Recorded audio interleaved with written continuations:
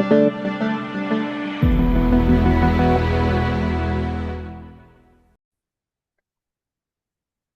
and welcome, everybody. My name is David DeChristopher. I am the Director of Business Development here at our Guardian Case Management Software.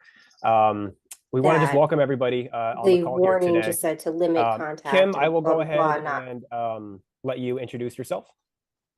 I'm Kim Kennedy. I'm the paralegal and Title IX coordinator for Indianapolis Public Schools. I've been with IPS 9 years. I've been the Title IX coordinator almost 7 now. And I've been using Guardian for about a year and a half. Wonderful, wonderful. Yeah, it's such a wonderful to just have you on the call here today, Kim. You are so knowledgeable. And just so everyone knows how this kind of meeting came to be, me and Kim were having a very pleasant conversation about a couple months ago. And we decided that we should just form and we should just get together and have a little webinar discussion, which is exactly what we're going to do here today. Today's kind of just to give everyone a good foundation of why we're here. We're not going to be doing a full hour of where we talk about Guardian, what Guardian can do for you. There's certainly going to be some discussions about Guardian, but this is not going to be your typical demo webinar. Me and Kim thought it would be a very good idea if we just had a conversation, because we believe that in the K-12 space, more conversations need to be had, especially around Title IX. Me and Kim both have identified that there's a lot of school districts that are still what I like to call using traditional methods to track these Title IX related cases. And we just believe that a conversation is more than school districts need and require. We just want to get individuals and administrators, superintendents talking, and in order for there to be change, we believe that a discussion needs to happen. And Kim, I know that you can speak more to this than I can. You came from a school district where you when you entered IPS, the way that you were tracking Title IX related cases, I know that it was making your head spin. So, I'll go ahead and let you, chat to that. But again, yeah, thank you, Kim, for go ahead and hopping on this call. And Kim, I'll go ahead and let you take it away and do a little introduction to kind of let everyone know who you are and kind of where you came from. Sure. And to David's point, when I entered IPS as part of the legal team, I did not have the Title IX responsibility, but that does not mean I was left out of Title IX. We had 3 very public, very large Title IX related lawsuits. It was a mess. It was not pretty. And as the legal person, an inside paralegal working with our outside attorneys, gathering documents, trying to figure out who knew what, when, what did we do, how did we document. So just kind of to give you the context here, IPS obviously is a large urban district, not near as big as some others, not as big as Chicago. We have 71 school sites, 58 of those this school year. We directly manage. I'm part of their legal team. I'm their Title IX coordinator. We have 13 other schools that are called Innovation, and about half of those I train their Title IX teams. The other half I am their Title IX team, or at least the person who heads their Title IX. So we have about 31,000 students here, about 4,400 employees now.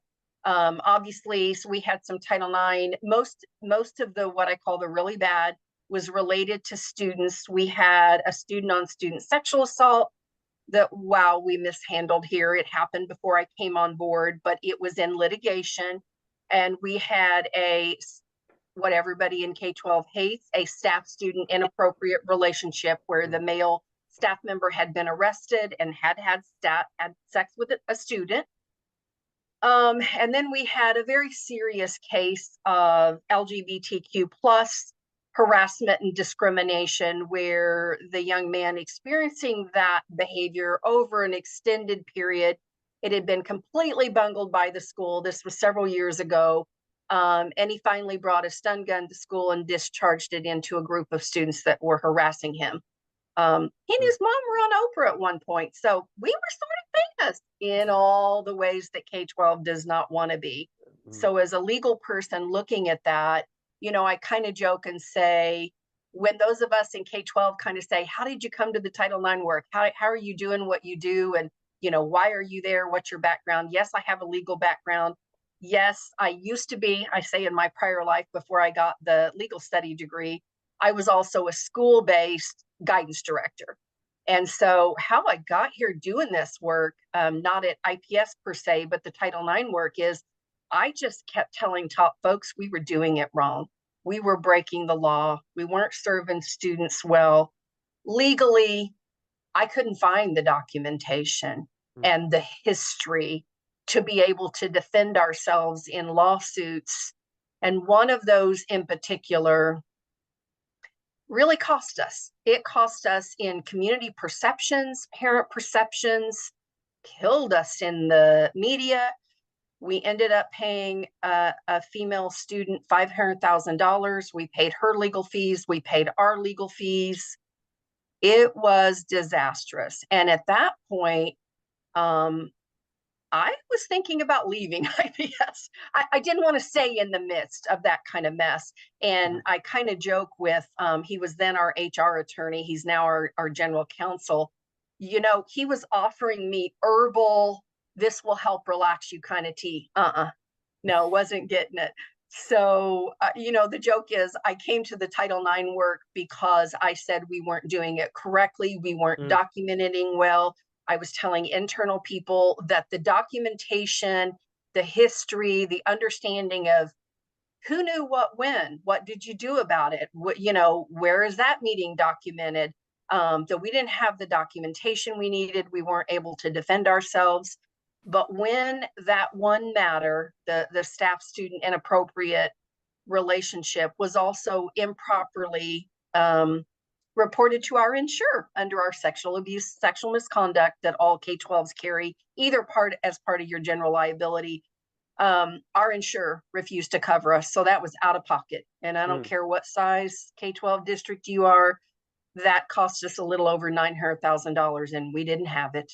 Mm. So at that point, even our CFO was involved saying, who knows how to do this? Who can do this right? We can't do this anymore. So that's kind of my backstory. And all of that started with kind of the conversation we just want to have with you guys today of what do we need to do? What does K-12 need to do? Like what are not just our checks box of responsibility, but kind of what is our goals? What's best practice? What do we need to do and how do we do it? Kind of how do you get a consistent process? We had no consistent process. You know, how do you make it easy for staff to report? Because in this K-12 district that I'm in, like every other I talk to be honest, um, the consistent process of reporting, getting schools to report to whoever the Title IX coordinator is, once you get one of those, and having that documentation and have the process work like you plan for the process to work and like the law, the regulations require for the process to work. And I think most of all, I finally got an internal general counsel. He's left our district now, who said, what do we do to protect our students and serve our students well? Like, how do we do this right? Because as everybody in K-12 knows, when you're working something in related to Title IX, I call it the no good ugly. It's and we want to do it right. Nobody wants to get it wrong. And so we really were at, you know, I told David, I think the first time we ever talked, we weren't just starting anew and asking questions in our district. We were in a pit.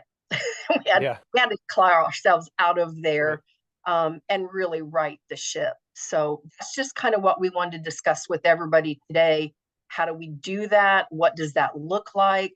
The impact that getting Guardian had for our district. But happy to just kind of pause at this moment and kind of figure out where everybody's at, what kind of districts, and where you're at in your Title IX process, your Title IX coordinator looking for case management, or why you're just here today. Yeah. Yeah. Feel free, anybody, if you want to utilize the chat feature or if you want to unmute and chime in. I'm telling you, really, Kim is by far one of the top people that, you know, if you have questions or if you have, you know, any sort of concerns about, you know, your roles and kind of, you know, what you need to do, Kim is definitely the person that you want to ask. So feel free, anybody if you want to jump in at any time. But Kim, as we sort of continue pushing here, and again, if anybody wants to jump in at any time, please feel free to do so. What were some of the were there really challenges that you kind of identified right off the bat that because you stated that you kind of fell into this role because you were the one that were just kind of just like bringing up concerns, correct? So were there any challenges that you found right off the back that you were able to help alleviate or fix rather than other issues that maybe took a little bit more time? Yeah, and I always tell folks when I talk about this, I'm pretty transparent, guys, and I'm pretty open about how not well we were doing this work. Mm, The major challenges that I saw immediately as the paralegal, I was saying, "Who's our Title IX coordinator?" And so I'm given a name, and I start looking for her, and they're like, "We think she's over in student services." No, wasn't there. mm, Maybe she's part of HR now. So I checked there. Long story short, I found out while at one point we had had a Title IX coordinator, when that person left, HR kind of wasn't sure what that person was doing along with other tasks. Everybody in K-12 wears multiple hats. We all do. And so the paper reporting process that person had implemented when she left, she had lived in student services and she had a fax machine next to where her desk used to be. Nobody was in that desk. And mm, the few times that schools were reporting something on our old paper form, they were piling up next to that mm, machine and nobody was looking at them. I am ashamed to say that out loud, but mm, that's what was happening.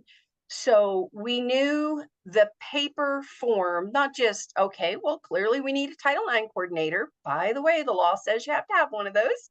Um, does the paper form work? And it was pretty clear it didn't. And in fact, somebody in student services said, yeah, there's a small stack of papers there. Like none of us have looked at them because we don't do oh, that work. oh no. Um, and they went back over a year and a half, and Wow. I almost cried. Yeah, yeah. Legally, I was also panicked. I'm like, oh my God, any one of those could be a legal claim, a Mm, lawsuit, an OCR complaint. Like I was shocked. mm-hmm. But I think the challenges are always in the planning exactly how will reporting happen in our district. And it flat has to be, your school-based folks will tell you it has to be easy. It can't take very long. And I don't want to figure out who it needs to go to and who all needs to know. Like they told me that pretty loudly. Yep. And then the consistency. How do you ensure fidelity to the plan that you or a group of you in your district say, this is how we're going to do Title IX? This is what the process should be. We've looked at the regs, we've looked at our policy or drafted our policy, whatever the case may be. How do we ensure fidelity to this process, how we want the process to be? And then the documentation. I had paper files. I asked around until I found where that former Title IX coordinator's desk had been. And I said, does anybody know? Are there files in her desk? And I literally went with a banker's box and I'm grabbing files and Mm, I am trying to get up to speed looking at paper documentation. And then I think the a huge challenge in K-12 is quick, efficient evaluation. So you get your schools to report something to you and it comes to you however it comes to you right now, on the phone, on a form, and that initial evaluation, is this Title IX or not? mm, And schools need an answer immediately. In our district, the Title IX team is district level. I know in many K-12, some of the school-based people do some of the process, maybe investigate, um, and they need an answer back quickly, because if it's not Title IX, it's probably student code of conduct, and you need to hand it back, because student code of conduct things in K-12, school staff and parents expect quick, efficient resolution of student code of conduct things. Now, nothing about Title IX is quick, mm. but the evaluation should be. And so, what mechanism allows me to quickly see those Title IX reports and decide, is this Title IX, and communicate that back to the school? That's the best thing Guardian did for me. And then this is easy to understand in K-12. How will we show our work? Just like the students have to show their work in a lawsuit or a legal claim or an OCR complaint, your K-12 district has to show their work. Who knew it? Who reported it? Who responded to that report? Whose decisions guided this matter? What did you do to support the student? You know, did you resolve the issue? Those kinds of things. How will we show our work? Those were my biggest challenges, and that's a lot.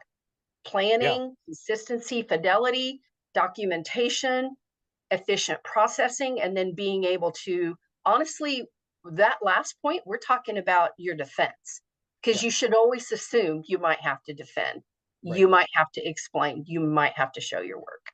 Yeah, no, for sure. And those are all wonderful points. And I think it's especially important to K-12. If it's okay with you, Kim, I'm going to circle back on a couple of things that you mentioned.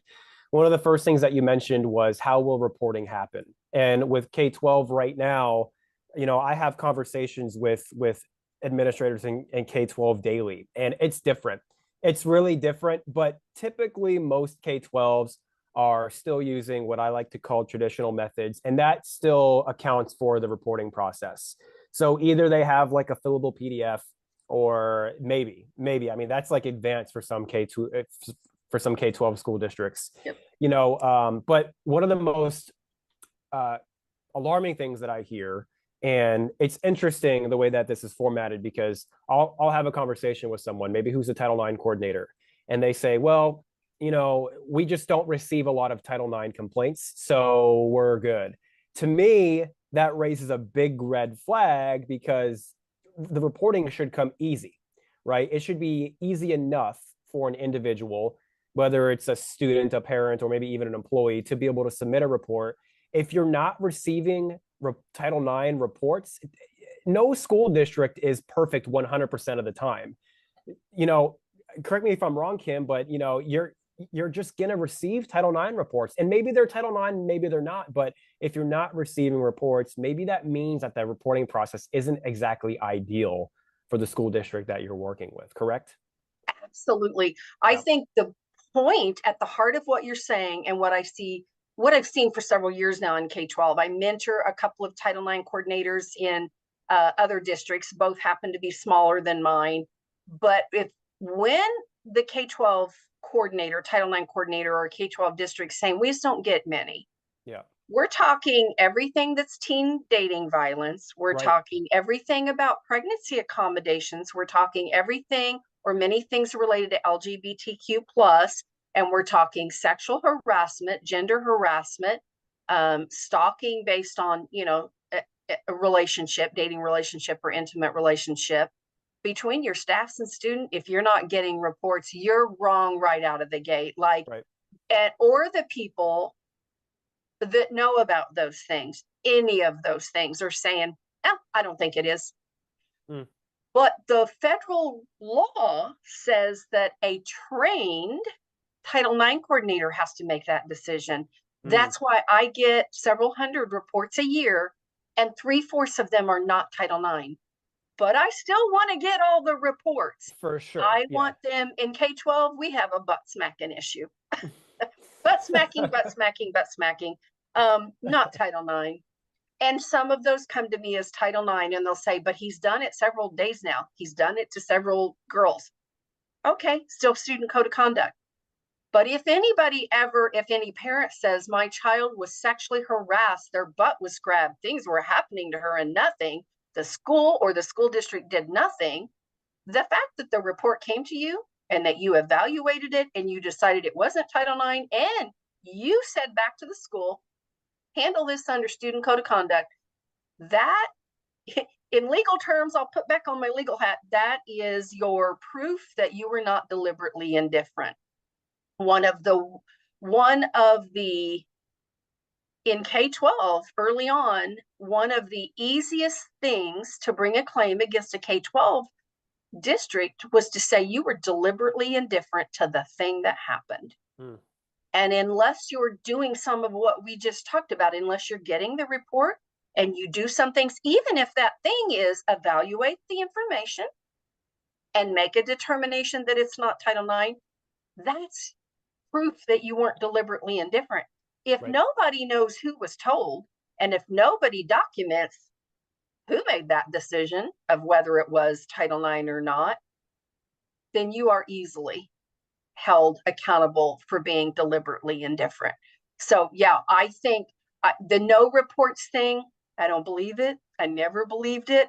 I don't think you have to be our district, our size. One of the people that I'm mentoring, he's in a district of about 7,500 students. And before he really began doing the work, he'd say, well, they're telling me we don't really have any Title IX issues. We don't really have any. I have granddaughters at a high school locally. And when I called them, I was kind of speaking with them, and they're like, yeah, we don't really have Title IX here. It's like, really? You don't have any teen dating violence? You don't have any sexual harassment? You don't have any kids stalking any other kids after a breakup? You don't have any decisions to make around LGBTQ plus harassment, gender-based things, gender identity? I don't know what rock you're living under, but in K-12, we have all of that. And Right. somebody has to decide if behaviors or incidents related to all of those areas are Title IX or not. Yeah. Do you think that maybe something that comes up often is that I'll often run into administrators or just people that I'm having conversations with, and especially in K-12, Title IX isn't their only responsibility. Title IX might be a small sliver of what they do. They might have like 4 or 5 like job titles underneath their belt, and Title IX being one of them. Now, I see that as, especially if you're using paper forms and traditional methods, there's so much on your plate already. It's almost hard to keep track of maybe your day-to-day responsibilities, but it doesn't make you, immune to the law, or, it doesn't make you um, invincible to the regulations and laws that you have to follow. So, could speak to that a little bit, Kim, maybe about from your prior experience as well? Yeah, before we began using Guardian, when I first became, I've been Title IX coordinator about 7 years. So I wear 3 hats here, Yeah. and Okay. it's a big district. Yeah. And a couple of those other hats, you could argue that those things are more, the urgent, right? Like Mhm. when the phone rings and when the school calls or when the boss wants a particular thing. And so, um, it's really hard to balance. And I've not yet, I think one time ever in the last couple of years, I met somebody for a very large district. Like, nope, I'm the Title IX coordinator and That's that's it. all I do. And I'm That's like, all I do. a unicorn. I've never met one of you. But we mostly people doing the Title IX work in K-12 wear at least 2 or 3 hats. Right. And so what I had was a red folder. I had lots of folders on my desk, and I kept a Okay. red folder. Those are the Title IX things. And those paper reports were coming in, and there would be moments. There is no herbal tea that gets to this level. There would be moments I would go, I have not looked at the reports, the paper forms that have come in for like more than a week. And I'm looking at that red folder where I was sticking all those paper forms. And then I would pull one out that was saying something terrible to me, that I knew action should have been taken the next day after I got the report. And I'm looking at it a week and a half later because of those competing responsibilities. I got to be honest, I couldn't live with that. Like, Mm, I was losing sleep, and I'm not joking about that. sure. And so I think that that ability to quickly assess and then process it, there have been two things that strongly, the challenges that we had that Guardian really was the solution to. And it was that, how quickly can I get a report? How easy is it for anybody at any school? Mostly assistant principals, deans, social workers, and counselors, right? They're mostly the boots on the ground that do this kind of reporting, although anybody is supposed to. Right. They quickly, on a phone or on their laptop, when they say they want to report to Title IX, the way I built it in Guardian, there's a few fields you have to fill out. And it does an auto notification to me that not only pops up in Guardian, it pops up in my regular email. And I'm like, okay, well, I'm going to take a couple minutes and look at this one. I can take a couple minutes, and if it's butt smacking, I can respond back, student code of conduct, not title, and I go on and I do those other competing responsibilities. I think the chances that you will drop a really important ball when you're juggling all those balls in the air in K-12 without case management. It was literally because I do have a legal background and was working under our general counsel, and because we had those lawsuits that cost us so much, not just financially, but a lot. And you know, that ability to receive, make it easy to report, make it easy to receive it, have it, you know, available to you to quickly assess and move on, do those other competing priorities was incredibly important to me. Yeah. Yeah. I mean, there's so many benefits that, you know, just moving forward with a platform like Guardian can offer to a K-12. Can we just kind of just dive into the actual, you know, like what solutions did you find Guardian really kind of brought to the table right off the bat? Or, you know, I mean, I know that you've been a Guardian user for, you know, quite a few years. So right off the bat, I mean, what solutions really did Guardian bring to the table when it came to your world, Kim? So there were two just incredible things that not only made me happy, but made other people happy. So I don't know if it's true in all K-12s, but school-based people who are already overworked, have a million things to do, some of them more competing responsibilities than I did, they're skeptical. When you say, we're going to get case management, here's how you're going to report these things to me, they will tell you what they don't like, what they're not able to do, what has not worked for them. And the first thing Guardian did, the fact that it pulls from Munis, which is what we use for not only financial stuff in our district, but it's the employee database, right? So if Kim Kennedy needs to make a Title IX report, the minute I open it, it already knows I'm Kim Kennedy making the report, and it knows my role in the school or the district. And so the first time I took Guardian and I showed them, and we deployed it to all the social workers and counselors first. And I went back literally at their 30 days later for their next PD, their district-wide PD. And they literally clapped. I don't know about anybody else in K-12. School-based people, when you're doing presentations for something new you gave them to do not clap. They do not clap. They loved the simplicity of reporting. So it solved the issues around planning how we will report. It's that one easy ability to report dealt with my issues of planning for how reporting will happen, having consistency, fidelity in the reporting. I always get the same information. It doesn't matter if it's a little bitty K-6 building or one of our humongous high schools. We've got 4 huge high schools. The information I get that I required them to put in the form, I always have the same information, and I always know who's telling me and what role they're in the school. And then there's no question that the documentation lives there. There's times that comes in, and I'll look and I'll go, I don't know. I don't know if I feel like, and I leave it in review column.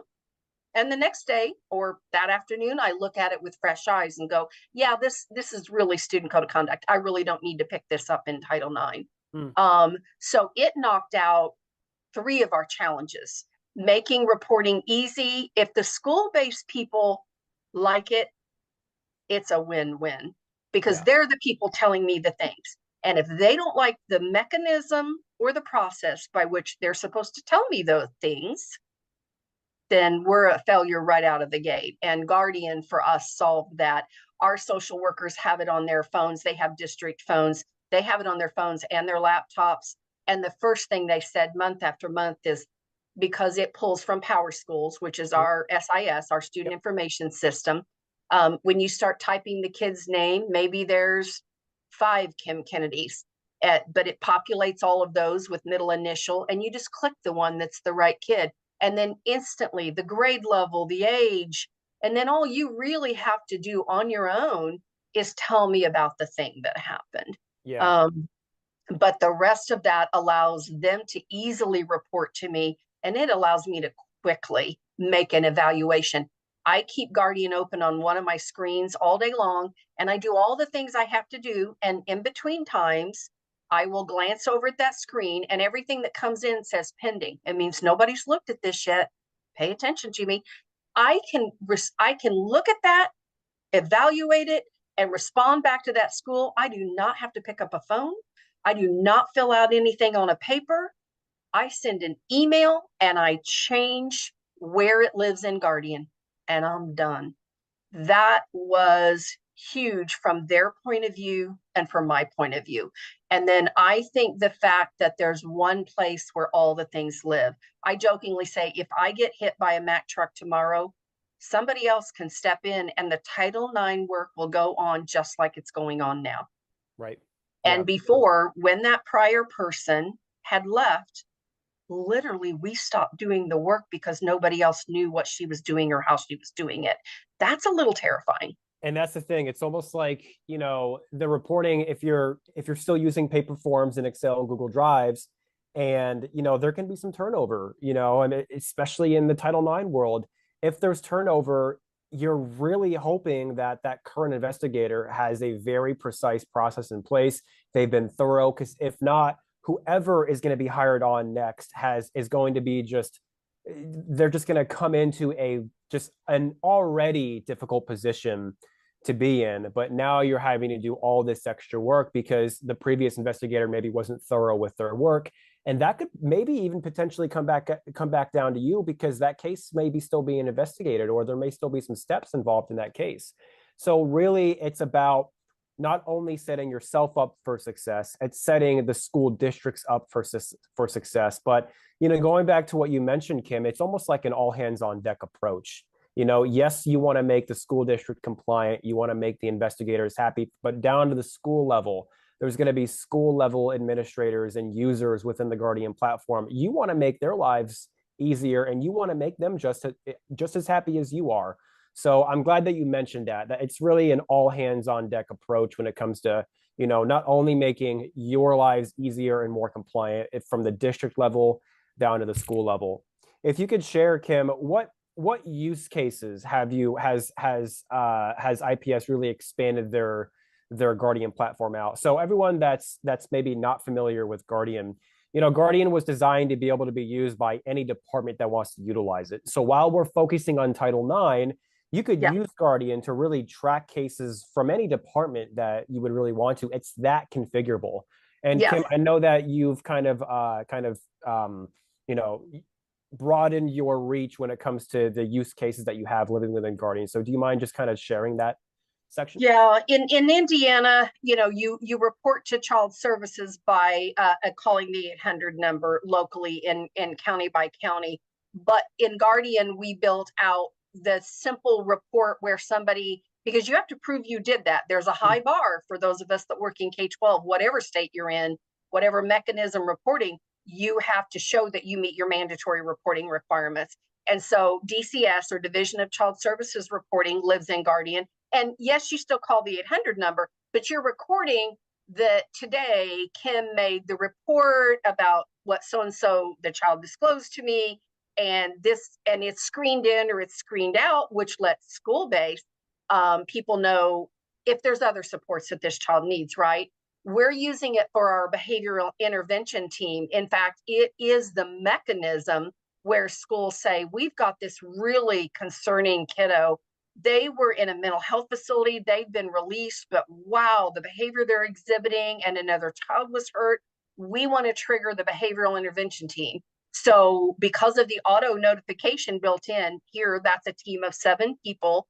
And when somebody drops that in Guardian, pulls up, I want the behavioral intervention team to look at this kid and to know what we're dealing with at the school. So behavioral intervention, child services reporting, our employee relations team, HR, employee relations. So I jokingly say, we're using Guardian for kids acting badly and for adults acting badly. Sure.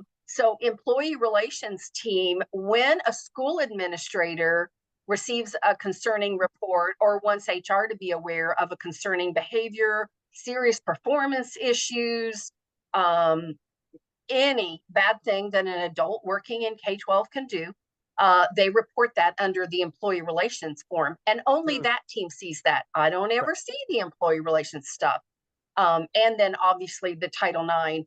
I believe we're going to expand it next school year to include our 504 accommodations. Wonderful, wonderful. Yeah, many school districts utilizing Guardian to track ADA and 504. So that's wonderful to hear.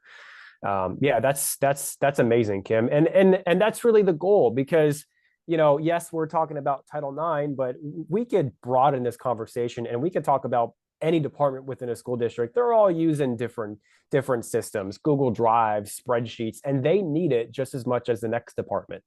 So that's really kind of the base with Guardian is that it should be utilized by as many teams. And there's security measures in place to make sure that Title IX only sees their information and employee relations only sees their information. So it's certainly not an open platform. There are definitely security measures in place to make sure that your data is secure and it's only viewable by you or your team members that need to view it. So yeah, that auto notification is incredibly efficient. So for the behavioral intervention team reports, the school-based reporter, maybe a counselor or a social worker, that the principal says, trigger, what's that team of people that look at these really concerning kid behaviors? Oh, that's the behavioral intervention team. And so whoever at the school enters into that form, it gets automatically notified only to the 7 people that are on the behavioral intervention team. Right. And only the reporter at the school, the person who told us about the kid, and attaches whatever they attach and say whatever they want to say. The 7 of us not only are the only ones that see it in Guardian, we get a notification in our email. So you can't miss it. You can't forget. You can't go, wow, I've had 3 days. I didn't open Guardian. I'm behind. No, because there's a notification in your email too. For building level principals, for the DCS, we have 2 kinds of child services report. There are child services reports made about your staff members every now and then, like somebody lost their cool and shoved the kid against the wall and somebody witnessed it. So there's DCS, child services reporting, that involves staff, and there's child services reporting out of building. It's about what's happening in the kid's life or community, home, whatever. And the principal doesn't get notified of those. Only the reporter who told child services whatever they became aware of with this child, the teacher saw the bruises. So she called 800, she enters in Guardian, I notified, they're going to assess this child's home. The building principal, nor does anybody else see that report. But if that person ever needs to prove they reported the bruises they saw on that child and exactly when they reported those bruises on that child, they have it in Guardian. But like for DCS that involves staff, a building staff, those principals all said to me, I want to know those kind of reports for my building. Okay, I built your name in the auto notification just for reports out of your building. A principal from one building cannot see any reports for any other school. The building principal can see Title IX, behavioral intervention, and DCS that involves their staff only. They don't see anything else. Right. Yeah. Our police force, I gave them incident authority. So the Title IX and the behavioral intervention, because sometimes those kids have a lot of concerns, our SROs can see just that. And all they can do is see. They can't alter data. They can't do anything. So the fact that there's different levels of permission and auto notification, most of the employee relations stuff, a principal had to call employee relations and get the right person on the phone and tell you all the things. And you were writing down while they were talking to you. That's how I did Title IX. I might get that filled out form, but more times than not, they were going to call me and I had to take a few minutes and write down all the things you're telling me while we're on the phone. And then I have to, on my own calendar, to figure out what I want to do next and when I need to get back to you and all that. All of that is automated for us now. Yeah, and that's certainly the approach, and I'm certainly just very happy to hear that the arms are reaching out and that other departments are getting involved. But even down to to what you were just stating, Kim. you can get as granular as you want with those role types, and you could really narrow down who was allowed to see what within Guardian, which is only going to be beneficial to the departments that also want to get their hands involved, because that's probably one of the most common questions that I get is, well, how is our data protected? Rest assured, your data is not going to be just open and out there to view. It's going to be very strict on who is allowed to see what.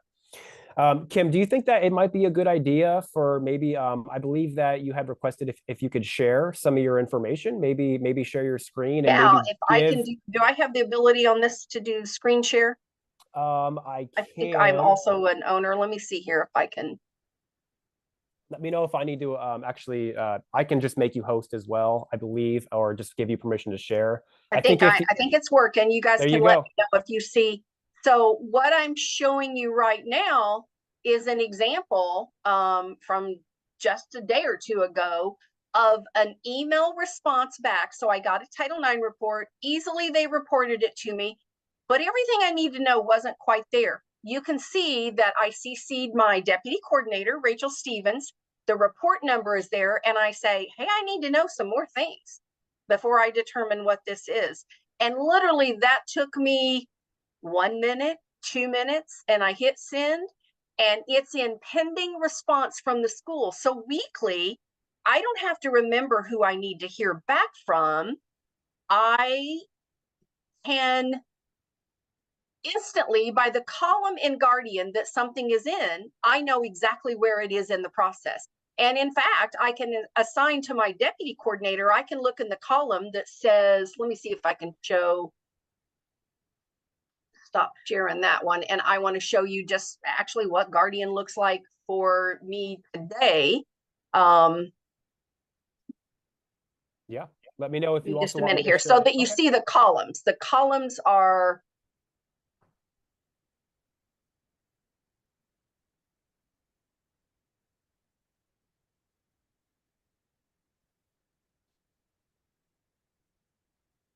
I think that visual is the most helpful for somebody to know what would this look like.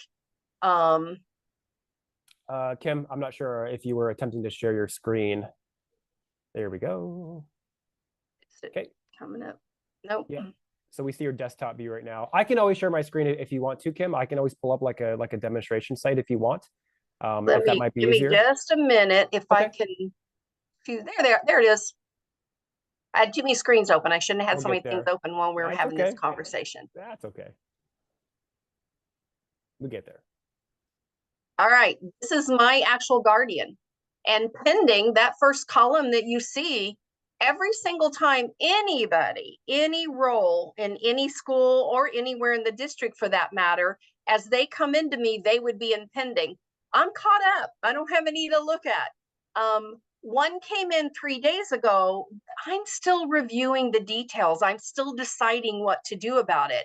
You see this column that says pending response from the school. My deputy coordinator is following back up on those, and she'll say, hey, we asked you this thing, you didn't tell us. And so we keep putting the information in there until we either pull it into the Title IX process or we close it as not Title IX. Open investigations, we have a few right now. We're about to wrap about 4 up.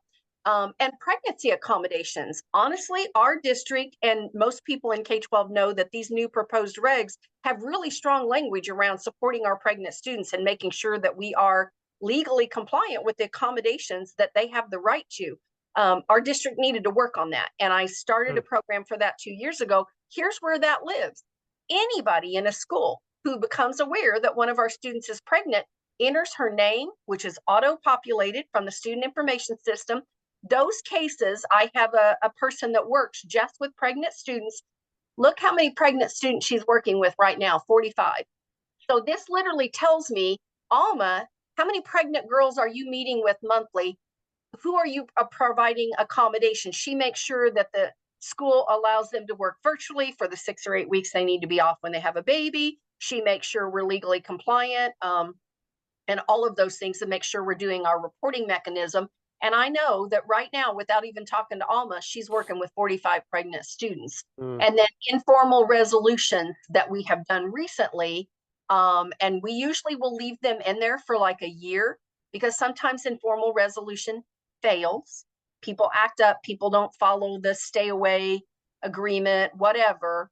And I literally can pull those back up. So I leave them in there. But that's literally what my guardian looks like today.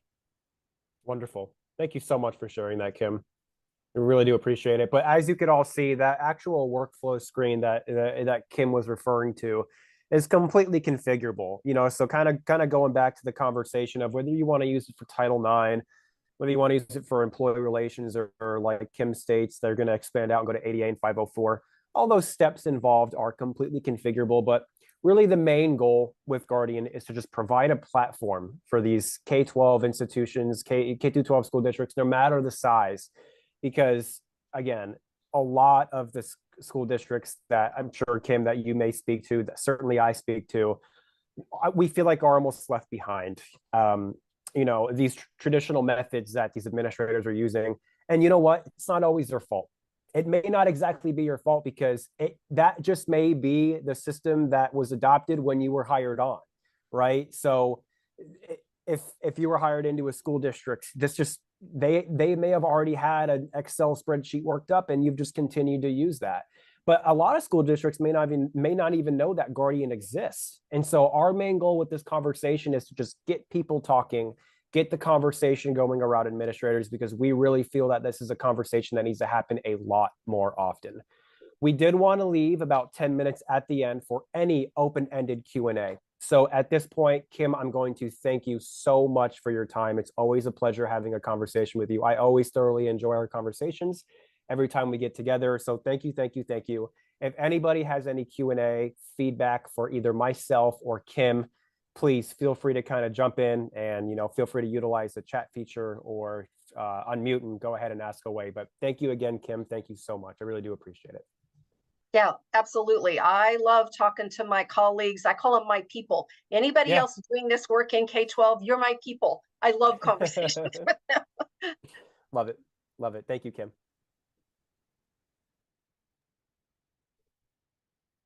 How do we pay for that? Yeah. So, I know David can talk to more like how the fee structure looks like, but the actual buy-in, honestly, Chris, that was easy here. Remember the story I told you in the beginning of all the bad things and the money we were paying out and the incredible financial cost, community trust cost, all of those things. When I said, you all know we've not been doing this well, we've not been doing it correctly, we have X number of Title IX related kinds of claims, we're failing our students, I need X amount of dollars. And I took that first to our general counsel, because I knew that person knew what we were doing wrong, how often we were doing it wrong. And we honestly were having a Title IX claim against us, a legal claim against us about every other year, a big one that was hitting the news and all of the bad things that you do not want to do in K-12. And he said, sure, yes. And so that amount of money he okayed under a legal cost budget. And then I went to the employee relations team and the student services team and said, hey, student services, we could use this for behavioral intervention. Will you use some of your budget? So this game in K-12, 3 departments of our district combined, student services for the behavioral intervention team, HR used some of their budget for the employee relations portion of Guardian, and then Title IX under the legal budget, our 3 departments compiled our money to buy Guardian. Yeah, and that's an extremely common scenario, because we have conversations, and our conversations almost always starts off with like a Title IX coordinator. But once they see how flexible Guardian can be, we have probably 2 or 3 follow-up demos at minimum with other departments getting on board. And that seems to be some of the most common ways to move forward with Guardian, is let's get other departments involved. It helps alleviate budgets within our department if we can get other departments on board, because they could also use Guardian. We also have some districts that utilize like federal grants if you want to, whether it's student and we've seen grants centered around like public safety, or maybe like student behavioral related grants. So thank you, Kim, for sharing that. But the actual fee structure is, we typically provide proposals with like a 1, 3, and 5 year cost.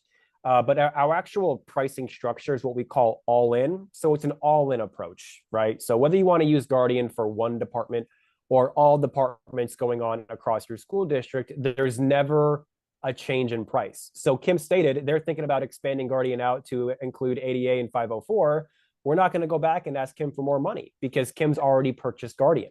So you have the flexibility to reach out to other departments even after you signed a contract and say, hey, if you want to use our system or this system, it's already bought and paid for, you can utilize it and you don't have to worry about a ceiling or a cap or anything like that. Yeah, it's not Wonderful. a per user fee structure. And I think, maybe, and David's right, like what this does for a Title IX coordinator is just nothing short of amazing. And for the school-based people who are trying to be compliant with all the mandatory reporting. But what happened here is every department has their own budget, right? Their own accounts. And we pulled 3 of those to be able to purchase this. But legal was the easiest. When I said to the general counsel, all those lawsuits we've had, how we keep having claims. And, I think I've been doing the work maybe 2 years, maybe 3, when I said, I need a case management system and I'm going to need some money to do that. Honestly, he probably would have sprung for the whole thing, but I was smart enough to ask a couple other departments to pitch in. Oh, yeah. Yeah. Both, Chris. So there's 2 options. We actually have like an online reporting form that individuals can fill out. And those forms can be made public facing. So if you want members of the public to be able to submit certain reporting forms, you have a section of adding in like collecting contact information, and the reporting forms basically just guides them through filling out the form. But what you're doing with the reporting form is gathering in consistent information every single time. They also have the option of reporting anonymously if you want that option to exist. And then you can have reporting forms that are accessible from internal or employees or staff only as well. So both options do exist. That's a wonderful question, Chris. Yeah, we're not using the public facing. We'll debate it again in the summer. We, for our public type of complaints like that, we use something called Let's Talk, which I think is a component of our Power Schools. I'm not sure. I have to respond to some of those complaints, but I'm not sure the mechanism. And we'd already had that in place a couple of years when we bought Guardian. So it is for, but our substitute teachers, which is a contract company, we use all substitutes from Parallel. We did not allow First Student as our contracted bus service. I debated that one, but there was a supervisor within our transportation department who receives any of the bad things that happen on a bus, and there's a lot, honestly. So they don't make that reporting directly, but any employee, custodian, food service person, teacher, bilingual assistant, it does not matter who you are in the realm of IPS as either a contracted sub or an employee, you can make a report into Guardian in any of the areas: behavioral intervention, Title IX, DCS reporting, or employee relations. Wonderful. Thank you, Kim. Great question so far.